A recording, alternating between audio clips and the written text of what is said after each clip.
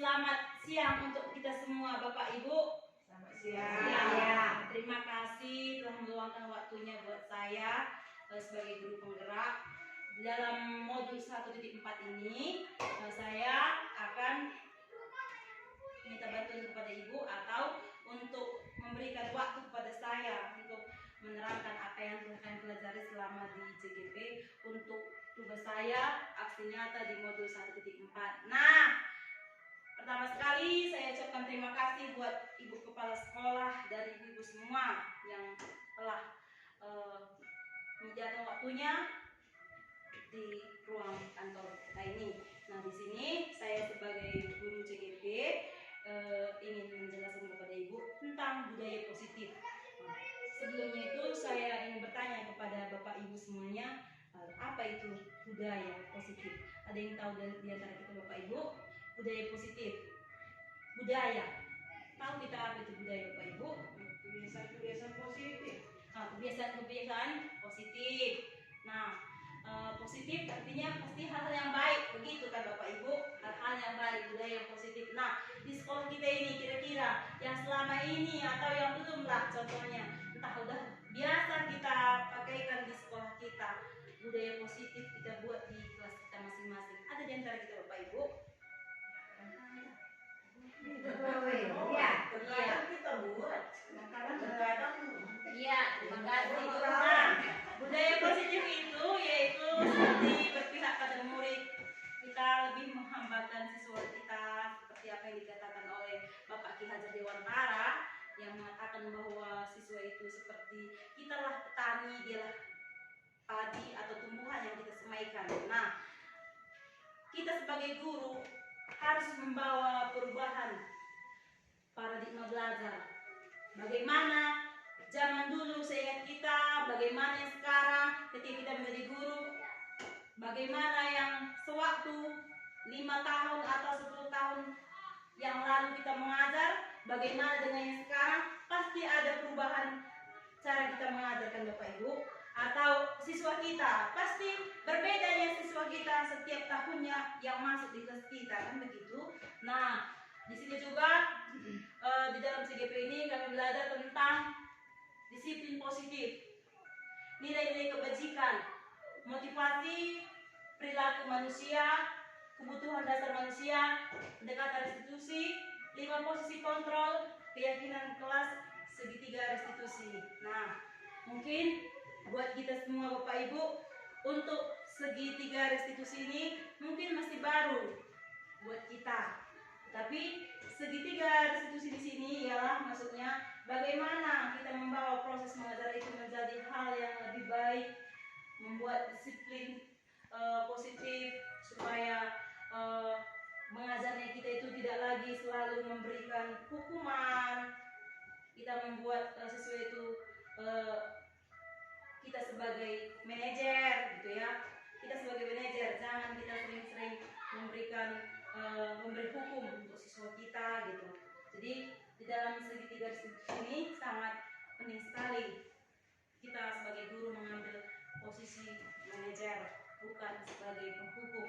Nah, di dalam modul 1.4 ini banyak yang saya pelajari yang betul-betul membuat saya sadar akan pentingnya mengikuti guru penggerak ini. Jadi buat selama ini, buat teman-teman juga yang sudah mendukung saya ketika saya mengikuti CGP ini, terima kasih telah memberikan waktu bagi saya ketika saya tidak berada di sekolah, Bapak Ibu mengambil alih untuk menjaga siswa kita. Jadi di antara yang sudah saya jelaskan tadi Bapak Ibu, kira-kira ada yang ingin kita tanyakan atau mana yang kurang jelas di dalam modul 1.4 ini? 5 posisi itu. Ya, 5 posisi kontrol. bahasa Indonesia kita ya. Oh Ibu, bahasa Indonesia kita Bu, bahasa Indonesia kita ini. Ya, jadi iya, jadi untuk 5 posisi kontrol tadi pertanyaannya Bu. Iya. Di dalam 5 posisi kontrol tadi, bagaimana kita saya jelaskan tadi ada di situ siswa itu seperti yang dikatakan oleh William Lester Dawson, ada 5 posisi kontrol yang diterapkan guru katanya sebagai penghukum, pembuat rasa bersalah, sebagai teman, pemantau, dan manajer katanya begitu Bu. Jadi itulah kalau manajer tadi kita mengarahkan, kita memberi hukum gitu. Itulah dia yang 5 posisi kontrol. Selain itu, kira-kira Bapak Ibu, Pendekatan apa itu? Restitusi. iya pendekatan Apa restitusi. itu pendekatan restitusi? Pendekatan restitusi ini tetap bagaimana kita memvalidasi siswa kita tadi supaya dia nyaman, Memberi pendekatan kepada siswa. memberi pendekatan pada siswa. Oke, jadi terima kasih telah memberikan waktu untuk saya dalam membuat aksi nyata ini. Terima kasih. Selamat pagi anak-anak. Iya, hari ini sebelum mulai pelajaran kita akan bikin kesepakatan kelas dulu. Tahu kita kesepakatan kelas Naku? Iya, kita bikin kesepakatan kelas kita. Kita tuliskan ya, Ibu bagikan kertas stick note, kertas berwarna. Tulis nanti apa kesepakatan kelas kita nak ya. Siapa udah siap tempel di situ nakku? Ibu bagikan ya. Nah, tuliskan apa yang menjadi kesepakatan kita dalam kelas kita ini anakku. Ayo, langsung tuliskan. Siapa siap tempel di sana? Ya, tuliskan apa kita bikin supaya nyaman kelas kita ini. Apa kita bikin aturannya, kesepakatannya. Kalau udah sepakat kita, jangan dilanggar ya nakku. Ayo, tuliskan. Ayo, siapa siap? Tempel di sana. Ayo, ini supaya kita tahu apa yang menjadi kesepakatan dalam kelas kita ini. Apa yang harus kita taati dalam kelas kita. Ayo nakku. Ayo, tulis lalu tempel. Siapa siap tempel? Ayo. Ayo tuliskan. Yang udah siap taruh di papan tulis kita.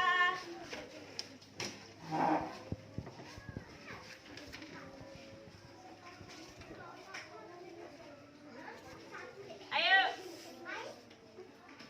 Tidak usah tanya teman kita nakku. Apa rasa kita cocok? Itu aja tulis tempel depan yuk. Oh iya belum dapat. Aku juga, Bu. Oh belum dapat juga. Oh iya ini nakku. Ayo. Siapa siap? Kita tempel.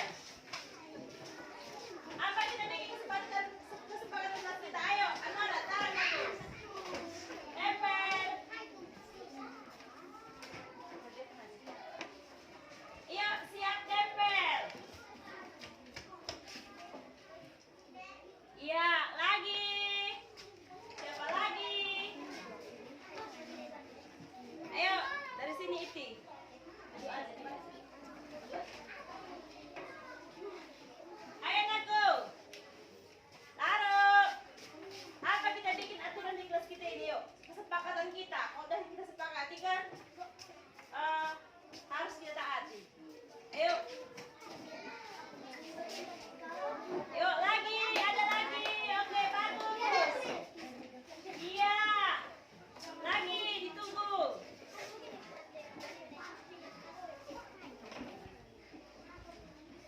Bebas ya nakku. Udah bisa, Bu? Oke. Lagi siapa lagi tempel?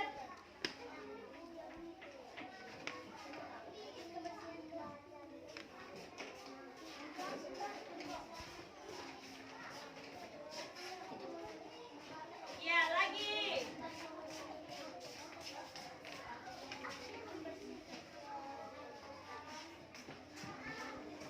Yang udah